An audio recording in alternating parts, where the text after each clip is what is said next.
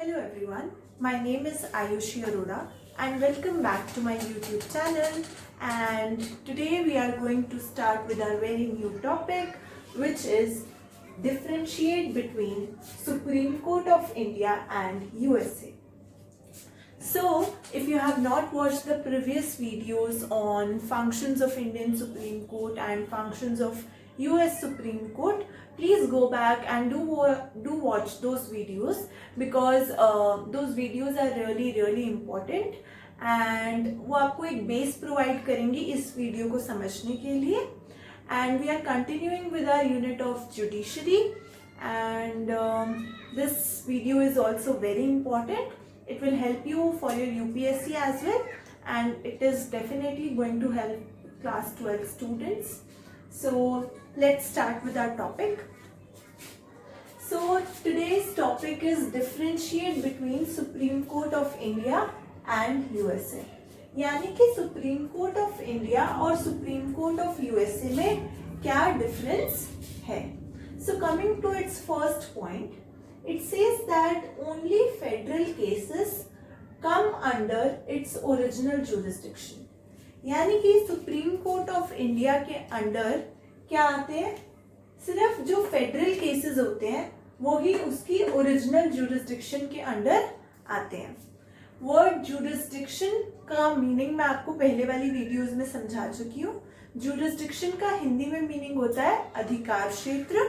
अगर आप इसको इंग्लिश में समझना चाहें तो इसका मीनिंग ये है द लीगल पावर और authority in the areas in which this legal power and authority can be exercised. मतलब कि वो वाली लीगल पावर और अथॉरिटी जो कि अलग अलग एरियाज में यूज हो सकती है उसको बोलते हैं जुरिस्डिक्शन. ये बोलेंगे कि सुप्रीम कोर्ट की जुरिस्डिक्शन क्या है, तो मतलब कि सुप्रीम कोर्ट वो लीगल पावर और अथॉरिटी किन किन एरियाज में यूज कर सकता है, इसका मतलब होता है जुरिस्डिक्शन. तो जो जुरिस्डिक्शन कई तरीके की होती है, ये बात हमने अपनी पहले वाली वीडियो में functions of Indian supreme court वाली जो वीडियो है उसमें डिटेल में डिस्कस किया है. So if you want to understand what is original jurisdiction, what is appellate jurisdiction, what is advisory jurisdiction, please do go back and watch that video. That video is really important. And so only federal cases come under its original jurisdiction. So वैसे तो advisory jurisdiction भी होती है, appellate jurisdiction भी होती है, original jurisdiction भी होती है, लेकिन अभी हम फर्स्ट पॉइंट में बात कर रहे हैं ओरिजिनल जुरिस्डिक्शन की.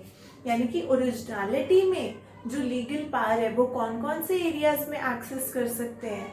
So basically supreme court of India says, या मतलब उसके अंदर जो फीचर है वो ये है कि only federal cases come under its original jurisdiction, कि सिर्फ जो फेडरल केसेस है वो उसके ओरिजिनल जुरिस्डिक्शन के अंडर आते हैं. This is the case with in the supreme court of India. अगर हम सुप्रीम कोर्ट ऑफ यूएसए की बात करें कि यूएसए के अंदर जो सुप्रीम कोर्ट है वहां की ओरिजिनल जुरिस्डिक्शन के अंडर कौन कौन से केसेस आते हैं. So federal cases, cases of naval forces, maritime activities, ambassadors come under its original jurisdiction. Supreme court of India के अंडर सिर्फ कौन से केसेस आते हैं, फेडरल केसेस, ओरिजिनल जुरिस्डिक्शन के अंडर. लेकिन अगर हम यूएसए की बात करें, जो सुप्रीम कोर्ट ऑफ यूएसए है वहां पर फेडरल केसेस भी आते हैं. Cases of naval forces, navy से रिलेटेड कुछ हो जाए वो भी आएगा. मैरीटाइम एक्टिविटीज, तो यानी कि समुद्र से रिलेटेड या सी से रिलेटेड कुछ एक्टिविटीज हो रही है वो उससे रिलेटेड कोई केसेस है तो वो भी आएंगे. एम्बेसडर से रिलेटेड कोई केस हो जाता है वो भी आएगा. So all of these cases come under its original jurisdiction. ठीक है. The second very important thing is advisory jurisdiction. जो एडवाइस देने का जो जुरिस्डिक्शन होता है, यानी कि किस किस एरिया में, जुरिस्डिक्शन मतलब वो लीगल पावर और अथॉरिटी जो कि अलग अलग डायरेक्शन में सुप्रीम कोर्ट एक्सरसाइज करता है. जुरिस्डिक्शन यहाँ पर सुप्रीम कोर्ट के कंटेक्स्ट में है, अदरवाइज वो किसी भी कंटेक्स्ट में हो सकता है. सो एडवाइजरी जुरिस्डिक्शन इज देयर. तो बेसिकली इंडियन सुप्रीम कोर्ट के अंदर जैसे ओरिजिनल जुरिस्डिक्शन होती है उसी तरीके से एडवाइजरी जुरिस्डिक्शन भी होती है, because Indian supreme court give advice on various issues and it can also give advice to the executives.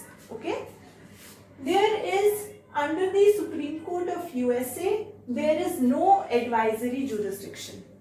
जो सुप्रीम कोर्ट ऑफ यूएसए है वहां पर कोई एडवाइजरी जुरिस्डिक्शन नहीं होती है. ठीक है, सो बेसिकली यहाँ पर जैसे एक स्पेशल बॉडी की तरह एक बताया जाता है ना कि एक एडवाइजरी जुरिस्डिक्शन है, वहां पर कोई एडवाइजरी जुरिस्डिक्शन नहीं है. Now coming on to appellate jurisdiction. तो बेसिकली इस क्वेश्चन को समझने के लिए या जब भी हम ये वाला आंसर अटेम्प्ट कर रहे होंगे तो एक बहुत इंपॉर्टेंट चीज है, ओरिजिनल जुरिस्डिक्शन की बात करेंगे सबसे पहले हम, इधर भी और इधर भी. डिफरेंस फर्स्ट पॉइंट में सिर्फ इतना है कि यहाँ पर सिर्फ कौन से केसेस डिस्कस हो रहे हैं, फेडरल. यहाँ पर कौन से हो रहे हैं, फेडरल भी हो रहे हैं, नेवल फोर्सेस के भी हो रहे हैं, मैरीटाइम भी हो रहा है, एम्बेसडर भी हो रहा है, सब हो रहा है. यहाँ पर भी सेकेंड पॉइंट में आपका आ गया एडवाइजरी जुरिस्डिक्शन. यहाँ पर एडवाइजरी जुरिस्डिक्शन है और यहाँ पर एडवाइजरी जुरिस्डिक्शन नहीं है, नो एडवाइजरी जुरिस्डिक्शन. ठीक है, अब थर्ड पॉइंट जो है वो है हमारा एपीलेट जुरिस्डिक्शन के बारे में. दोनों जगह एपीलेट जुरिस्डिक्शन इंक्लूड हो रहा है. ठीक है, एपीलेट जुरिस्डिक्शन का मतलब, appellate word it signifies the word appeal. Appeal के लिए जाते हैं. अगर आपने वो फंक्शंस वाला वीडियो नहीं देखा है, please go back and watch that video. That is very necessary, very important. That will clear all your doubts. So functions of Indian Supreme Court and functions of US Supreme Court वाला video please जाकर जरूर देखना, तभी आपको समझ में आ पाएगा कि जुरिस्डिक्शन का मतलब क्या होता है. और उधर हमने डिटेल में डिस्कस किया कि ओरिजिनल जुरिस्डिक्शन क्या होता है, एडवाइजरी जुरिस्डिक्शन क्या होता है, एपीलेट जुरिस्डिक्शन क्या होता है. तो एक एक चीज की अगर आपको डिटेलिंग में समझना है तो that video is very important. Please go back and watch that. So appellate jurisdiction includes constitutional, civil and criminal cases. So उस वीडियो में हमने डिटेल में डिस्कस किया, यहाँ पर थोड़ा सा बता देती हूँ आपको. Appellate jurisdiction क्या है? It signifies the word appeal, कि अलग अलग तरीके की अपील हम सुप्रीम कोर्ट में करते हैं. तो कोई किस किस तरीके की अपील करते हैं, कॉन्स्टिट्यूशनल, सिविल, क्रिमिनल केसेस की. ठीक है, कोई सिविल केस हो जाता है तो उसके लिए भी अपील्स होती हैं, कोई क्रिमिनल केस हो जाता है उसके लिए भी अपील होती है, कोई कॉन्स्टिट्यूशनल से रिलेटेड कोई चीज होती है तो उसके लिए भी appeal supreme court of India में की जाती है. So it comes under the appellate jurisdiction. Coming to its another point, under the Supreme Court of USA, the appellate jurisdiction is restricted to constitutional cases only.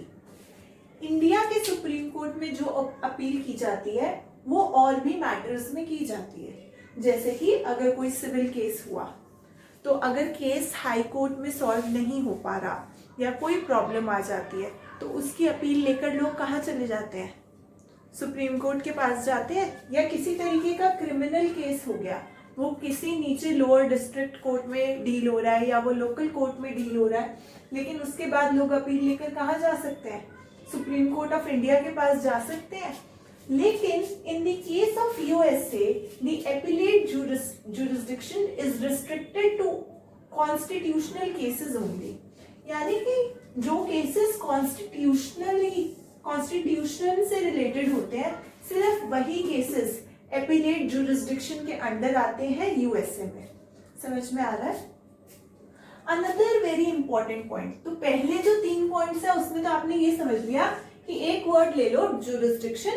पहले point में बात कर दो original jurisdiction की दोनों में, फिर बात कर दो एडवाइजरी जुरिस्डिक्शन की, फिर बात कर दो एपीलेट जुरिस्डिक्शन की. तो वर्ड अगर जुरिस्डिक्शन समझ में आ गया तो आप 3 पॉइंट्स लिख लोगे. Fourth very important thing is it follows procedure established by law. जो सुप्रीम कोर्ट ऑफ इंडिया है वो उस प्रोसीजर को फॉलो करता है which is established by law, जो कि लॉ ने एस्टैब्लिश कर दिया, जो हमारे कॉन्स्टिट्यूशन ने जो प्रोसीजर एस्टैब्लिश कर दिया, supreme court of India follow that procedure. Now under the supreme court of USA it follows due process of law. So यहाँ पर it follows the procedure established by law. It follows due process of law. Now coming on to its another point, that is it has restricted ambit of judicial review. जो हमारा Indian supreme court है उसका क्या है, एक बहुत ही ज्यादा restricted ambit है जुडिशियल रिव्यू का. हमने जुडिशियल रिव्यू क्या होता है वो भी अपनी पहले वाली वीडियो में डिस्कस किया है. If you have not watched the video on judicial review, you want to understand its meaning, please go back and watch the video on judicial review with special reference to India and USA. In that video, we have also discussed judicial review in the context of India. We have also discussed judicial review in the case of USA. So if you have not watched that video, please go back and do watch it. Then only you will be able to understand what is judicial review. ठीक है, अगर वो नहीं पढ़ा, वो नहीं सुना, तो फिर ये समझ में नहीं आ पाएगा जुडिशियल रिव्यू क्या है, क्योंकि यहाँ पर तो हम बहुत शॉर्ट में बता रहे हैं, उधर आपको डिटेल में एक्सप्लेन किया हुआ है. सो अगर आपने वो वीडियो नहीं देखा है, please go back and do watch it. So it has restricted ambit of judicial review. जो जुडिशरी का जो रिव्यू करने का काम होता है, मैं इधर इसकी डेफिनेशन नहीं एक्सप्लेन कर रही हूँ, I am telling it in very very general terms.